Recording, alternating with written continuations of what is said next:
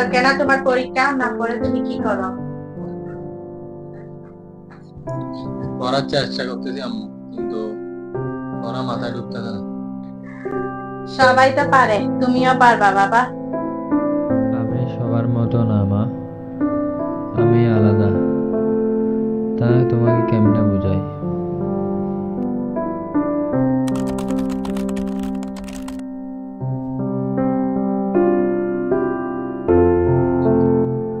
এই দেখা যায় করতেছো কেন? বলো না, বলে লেখো।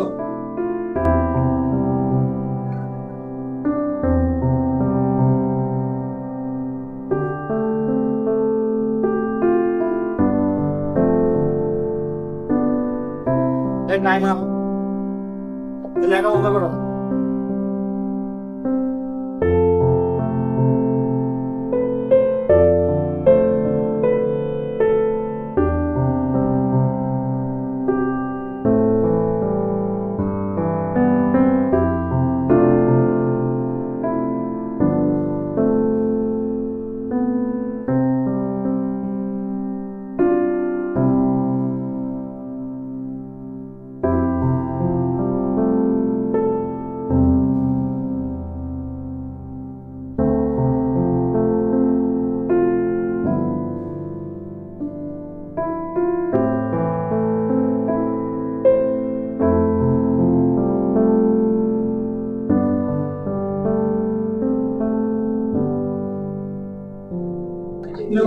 পরীক্ষা কেমন হলো?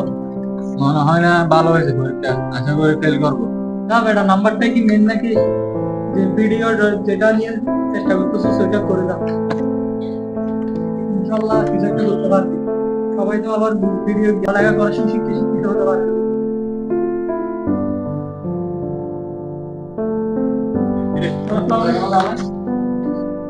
মোবাইল ফেলে গেছে, আমি দেখছিলাম আপনাকে কি হয়েছে, আগে আমার মুখ কালো কেন?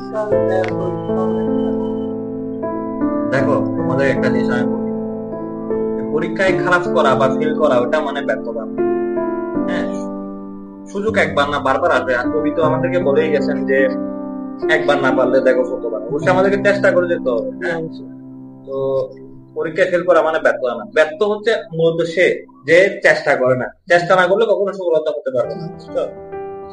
আর একদম মন খারাপ করিও না। হ্যাঁ, একবার খারাপ হয়েছে তো কি হয়েছে, আবার চেষ্টা করবে। তোমার প্রতিভা আছে। তো তুমি কিছুদিন আগে আমি দেখলাম তুমি আমাদের স্কুল নিয়ে একটা খুব সুন্দর ডকুমেন্টারি করছো, দেখতে অনেক সুন্দর হয়েছে ভিডিওটা। ওটাও একটা প্রতিভা। তুমি তোমার প্রতিভা কাজে লাগাও, ইনশাআল্লাহ সফল হবে। হ্যাঁ, ঠিক আছে।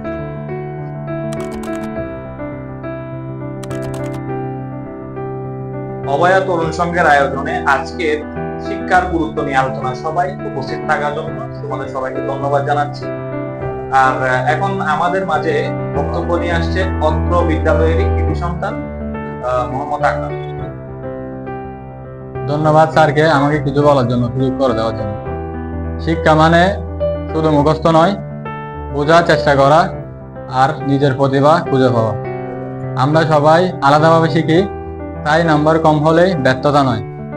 যদি শেখা বন্ধ না করি, প্রতিটা একদিন জ্বলে উঠবে।